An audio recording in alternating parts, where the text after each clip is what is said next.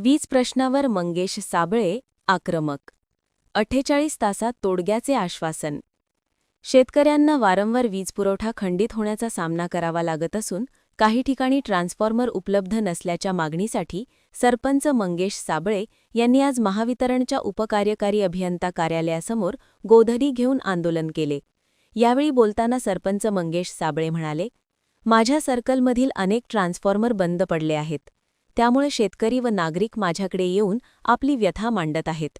निवडणुकीपूर्वी त्यांची कामे करून देण्याचा शब्द मी दिला होता. त्यामुळे त्यांच्या प्रश्नासाठी आज मला गोधडी आंदोलन करावे लागले. या आंदोलनानंतर अधिकाऱ्यांनी 48 तासात सर्वेक्षण करून संबंधित अडचणी दूर करण्याचे आश्वासन दिल्याचे साबळे यांनी सांगितले. तुम्ही इथं आलात तर काय अडचणी नागरिकांच्या आणि तुम्ही इथं काय केलं? मागच्या महिनाभरापासून माझ्या सर्कलमध्ये मी फिरतो आहे. तर वाड्या वस्त्यावर लाईटचा प्रॉब्लेम आहे. कुठे तारे पडलेले आहे, कुठे ट्रान्सफॉर्मर बंद पडलेला आहे, कुठे 25चा गट्टू 15चा पाहिजे तर 25चा पाहिजे तर 15चा आहे. आणि हे 50-50, 25-25, 30-30 घरांचा हा प्रॉब्लेम आहे. म्हणजे अक्षरशः ते लोक रडतायत. माझ्याजवळ ते लोक रडाले आणि मला म्हणले, भाऊ तुम्हाला आम्ही मतदान देतो, 50 नाही 100 देतो, पण निवडून आल्यावर आमच्या डीपीचं काम करून द्या, निवडून आल्यावर आम्हाला गट्टू बसवून द्या, निवडून आल्यावर आम्हाला तारे ओढून द्या, आमच्या डीपीचे फ्यूज व्यवस्थित करून द्या.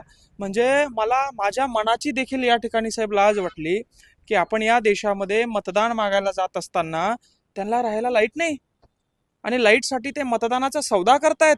लाईटसाठी ते मतदान विकतायत. म्हणजे ते विकल्यासारखंच होत आहे की आम्ही तुम्हाला मतदान देतो पण आम्हाला लाईट द्या. ही अत्यंत लाजिरवाणी गोष्ट आहे आणि मलाच लाज वाटली की मला या गोष्टीची कल्पना नव्हती. म्हणून मी त्यांना आश्वासन दिलं आणि सांगितलं की निवडून आलो तर कार्यालयात बसून तुमचे कामं करून देईल, नाही आलो तर डफडं वाजून या ठिकाणी कामं करून देईल. आज या ठिकाणी कार्यालयामध्ये आलो. उपकार्यकारी अभियंता यांनी दखल घेतली. 48 तासांमध्ये ज्या ज्या गावाची नावं या ठिकाणी आम्ही लिहिलेत त्याच्यामध्ये बोरगाव आहे, टाकळी कोलते आहे, नरला आहे, भावडी आहे, त्याच्यामध्ये राजनगाव आहे आणि त्याच्यामध्ये तळेगाव आहे. अशा सगळ्या गावांचा 48 तासात सर्वे करून जो काही प्रॉब्लेम आहे तो सॉल्व्ह करू असं आश्वासन उपमुख्य कार्यकारी अधिकारी यांनी दिलेलं आहे.